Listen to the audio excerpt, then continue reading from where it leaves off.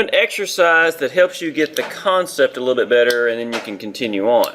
So let's say, for your own purposes, you're going to make an engine jack or an engine mount stand suspension system for changing out engines on cars. You're going to build it yourself, okay? So what would you probably say we're going to build something like this custom out of? Steel, obviously, but what type of shapes would you expect? Square tube, square pipe, W-beams, what are you going to make it out of? You're making basic, well, here we go. If you've ever gone to, let's see, car, engine, lift, actually it should be a stand. Yeah. Yep, square tubing, right? So we're going for, except for this one will be a lot fancier than what we're going to make because ours isn't going to move, but this is our concept, okay? So, square tubing. So you're going to buy a bunch of square tube. We'll talk about the sizes and that kind of thing later. That's not the big deal. Right now, what is the big deal is how are you going to weld it together? How are you going to create it and make it work together? So first off, we're going to actually have some casters down at the bottom, right? They're going to bolt to some kind of plates. So that means we're going to have to cut some plates out. That's down below. We're going to get some tubes here. Here's some tube. Here's some tube. Going to have a plate right here with a hole drilled in it so that we can actually suspend the chain from the system, right? So all that's got to be put together. Now, let's talk about you putting weld symbols on this so people can fabricate it for you. First off, what kind of weld symbol are you going to put right here? You're going to do a fillet weld, but can you do a fillet weld on all sides? You cannot. So you can do it a little bit, so we can go ahead and hit that one. So first off, we're talking about this connection actually in a drawing sense. By the way, will a drawing ever be, like a weld drawing, ever be 3D or is it going to be 2D on a set of plans? Somebody's going to draw out a weld process. They're going to do 3D or 2D? They're going to do 2D. 2D, unless there's some extenuating circumstances, it's always going to look like what I have here. Just 2D orthographic projection. Now, you'll notice my arrowhead is touching the actual joint line right there. That's important. Now, we said fillet weld, which is cool. The size at this point in time doesn't matter. We'll just use 1/4 inch just for the heck of it. And are we going to say both sides or one side? Or are we going to say both sides or other side in this particular weld? By the way, what am I saying right now? Just that side. Just this side, right? Now I do this. It says what? Both sides, but here's the question. Is it side A? We're on side B, and side C is the other side. So by both sides, am I accounting for A or not? I am not. That is a different zone. So what a person will do on a set of plans, they'll probably draw the arrow down here as well. They can't put all around though. Why is that? Top can't do it that way. So while we're here, why don't you tell me what you recommend for this weld? Yeah, but give me like what, call out an actual symbol type. Could be like groove. Groove's probably the most common. This side, correct? And we'll say, you know, what, again, the size doesn't matter for this point. We're just getting the logic of it. Now, obviously, I can't do this with a groove weld in general, because then it won't be really a groove weld. It'll basically be a double-sided. So, and plus I can't get to that side, right? So, next question is, would this be something that would be considered a shop weld or a field weld? You're in the shop, you know, technically you're in your own garage, obviously, so it's not going to be like you're out somewhere else doing it, but, you know, steel fabrication, big stuff, you might be in the field. Most of the time you're going to be in a shop. So, therefore, I leave what off the drawing? The flag, okay? So, we've got that handled. Now we move on to this part.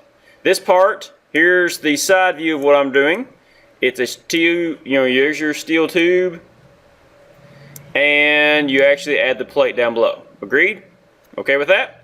Now, just for the record, most of the time in professional work, they're not going to leave these tubes exposed. Like, well, what we're doing, something like this, yeah, maybe. But if it was actually in a factory situation, we're going to actually mount some equipment to it. They're going to do what to all the tops of these tubes?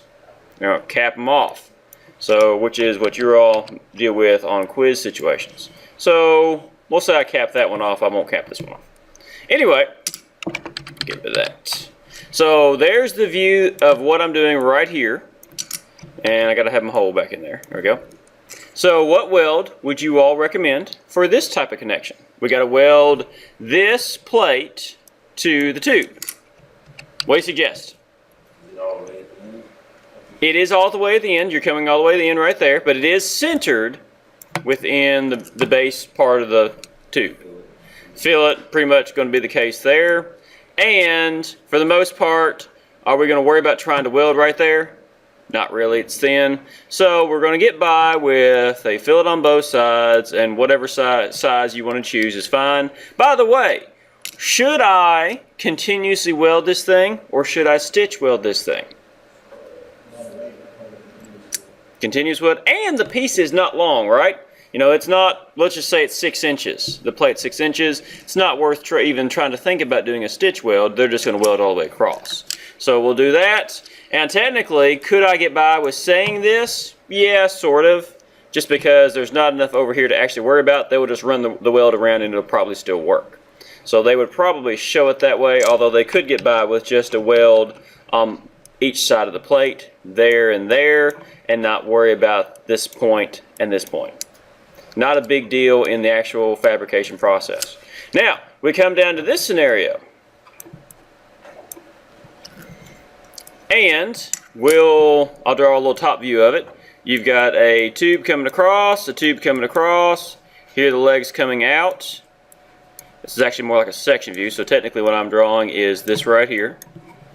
And we've got this, and you've got plates welded below. So what would you suggest on welding this tube, we'll just call this tube A, to tube B? What kind of weld would you suggest? Yeah, we pretty much always go with the fillet. But here's the question. Can I actually draw this weld symbol here? Does that really convey what I'm doing?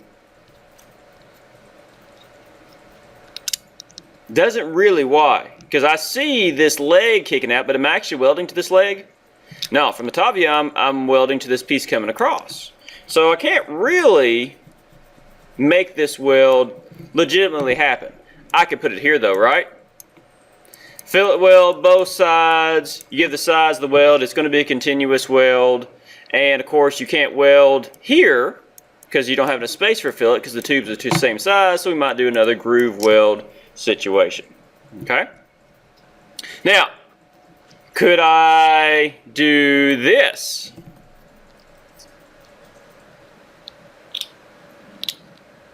Think about that. Could I do a groove weld from both sides?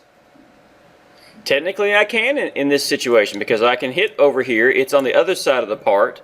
It's not, it's not a part that's like a plate where you groove into both sides. It's actually a groove on one side, groove on the other side, and there we go.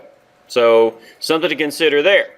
Now, to finish up, we actually have these plates that are actually bolted to the casters that are the same size as the steel tube, so therefore I can't do a fillet weld, but I could probably do this just fine, a groove weld both sides all around, and that will probably, well actually I can't do it on one side. I can do a fillet weld on one side, so let me back that off just a little bit. I can do both sides and then do a fillet weld right here